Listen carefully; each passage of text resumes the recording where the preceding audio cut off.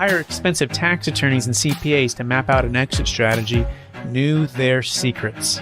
Instead of recreating the wheel, why can't we just model the way they deferred 30 to 50% in tax, paid off debt, funded their next business dream, and most importantly, leave a financial legacy to give to the causes we believe in most? What if their secrets weren't complicated at all, and you just need a guide who is a few steps ahead of you? That is the question, and this podcast will give you the answers. My name is Brett Swartz, and welcome to Capital Gains Tax Solutions. And welcome to the Capital Gains Tax Solutions podcast, where we believe most high net worth individuals and those who help them, they struggle with clarifying their capital gains tax deferral options. Not having a clear plan is the enemy, and using a proven tax deferral strategy, such as the deferred sales trust, is the best way for you to exit your highly appreciated business, real estate, or other highly appreciated asset. I'm your host, Brett Swartz. In each episode, I am joined by some of the best real estate, financial, business, and wealth minds in the world, where they share their ideas, deal stories, and inspiration, so together we can make complex tax referral strategies simple and passive income plans achievable. I'm excited about our next guest. He is the managing director of investment science and scientifically sound consulting and investing, and in which he founded in 2014. And it's a management and technology consulting firm, and it serves financial services, private equity, capital markets, and data credit risk reporting companies, providing project and product management, big data architecture, machine learning, investment management, and technology strategy to align corporate objectives and business transformation initiatives. Please welcome to the show with me, Michael Kelly. Hey, Michael, how you doing? I'm doing well. Thank you so much for having me. Absolutely. For our listeners getting to know you for the first time, would you tell a little bit more about your story and your current focus? Sure. So my story is all about the company we started, Investment Science, and I know you stated it's like 2014. It evolved over the years. So it began in 2009 when I was in college with my economics professor for essentially holistic returns. So if you have $100 to invest, that would go into a different financial product, a different time frame, a different strategy. You fast forward 10 years later, it turned more into a holding company for projects in which we're working upon. So some of the key initiatives of the firm really are management consulting, where we worked with some of the biggest names, Blackstone, KKR, Citigroup, you name it, we've been there. Additionally, we've done a lot of projects with C-level executives, CEO, CTO, general advisory. Maybe 1 week they want us to look at a current state of what they currently have, boost employee morale, analyze financials, you name it, we've done it.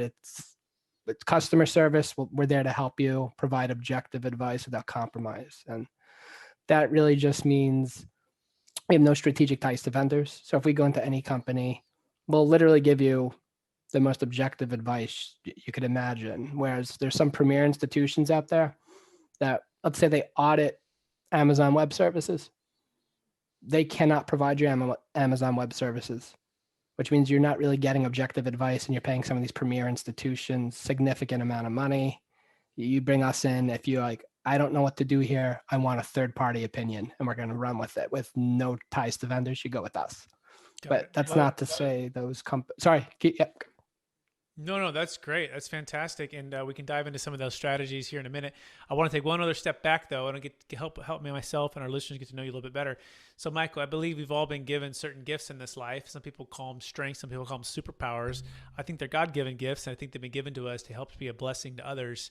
So I want you to go back to your high school days, perhaps your university days, and can you think of maybe one or two strengths or gifts that you believe you were given, and how does that help how you help and bless people today? I think it's just, I constantly, since I've been young, research some of the latest trends. For example, even when I was 19, I read many of the white papers in regards to machine learning. And then we fast forward a decade later, now everybody's talking about those things. Or even I'm in college, I'm learning Python programming. Most organizations just started to use those things over the past couple of years. So I'm always trying to stay about a decade ahead. Since I've been young, just constantly researching, because I was in college during the financial crisis, and we wanted to determine what's the path forward. You know, you want to work in financial services, but nobody's hiring. How do you differentiate? So it's constantly educate yourself, become well-rounded, strong soft skills, look at the latest trends of financial, and stay on top of technology. So you're a holistic individual where you can quickly adapt to the ever-changing economy that pivots every 2 years, as well as meet new people and make it about them. It's not about us. It's about you. How can we help you? Love it. Yeah, continual learning, being 10 years ahead, and looking at trends, and then trying to connect the dots for companies and individuals. Is that a fair summary? Yeah.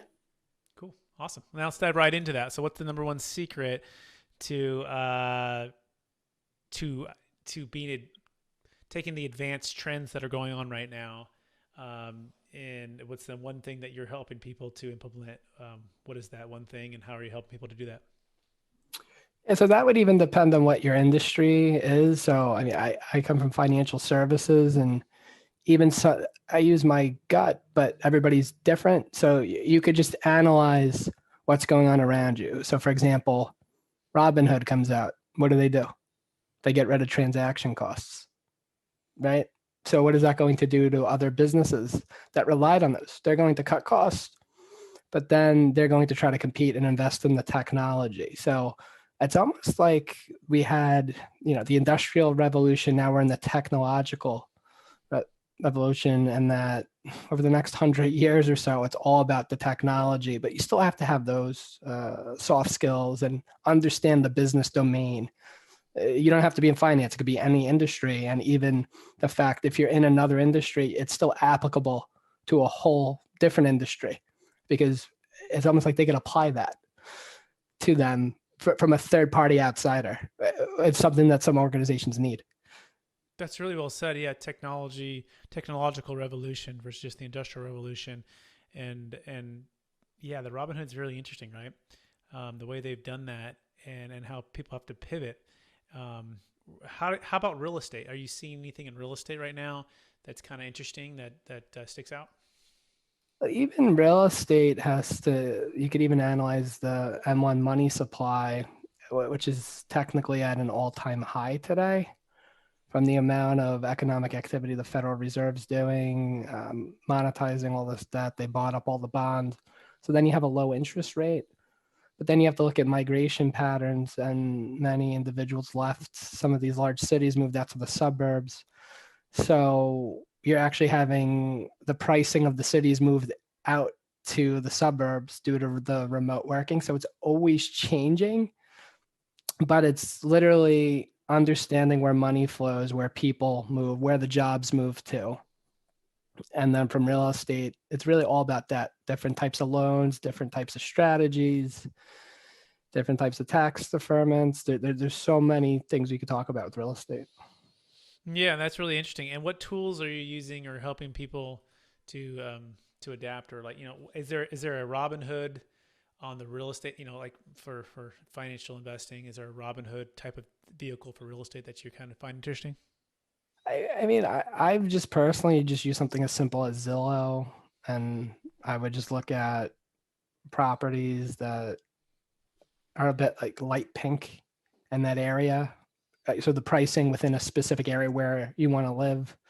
But this is more for individuals. If you get into commercial, it's a bit more complicated, especially this day and age where a lot of those companies are unfortunately struggling in the cities, which means those will likely turn into residential buildings down the road once this virus is gone, because it's always about reversion to the mean. We always move back to the average and things get out of whack. And that's why it's important, even a company or an individual, have all these different investments. It's almost like a fishing rod, right? And one of them is going to hit. Make sure they don't move together. But unfortunately, many things do move together because of exchange traded funds, because of all these different things, all the computerized investments. Most things do move together. And you get these outliers that somebody could have lost a ton of money from the stock market crash, but then their real estate shot up. So offset one another. So diversification, I view it a bit differently, that an individual or even a company, even your treasury department, like 1 to 5%, depending on how much aggression in Bitcoin, maybe a portfolio of exchange traded funds or even bonds that pay in different timeframes in different currencies, right? Because they're paying on different dates and those currencies fluctuate and they correspond to different economic events. That's providing proper diversification, where we see some funds that went bankrupt, even most recently with some of the banks of the, can't recall the name off the top of my head, but one of the funds just unraveled. And that occurs from too much leverage, taking on too many positions, or there's no liquidity to get out of it. It's always about risk reward. Even if it's not finance, it could be any business. What's your risk you're taking on this project? What's the reward? How much does it cost? How much can you lose? What's the probability you're going to succeed? And always expect you won't succeed, but still be optimistic to hit your goal. Be realistic about the worst possible outcome. And many of these firms go out of business when they're always expecting positive things, because some of these funds are over leveraged, that they're getting 15, 30% returns. But the minute we have a black swan event, they can't get out of these positions and they go bankrupt. So it's always be ready to pivot with the economy every 2 years. Always be on your toes.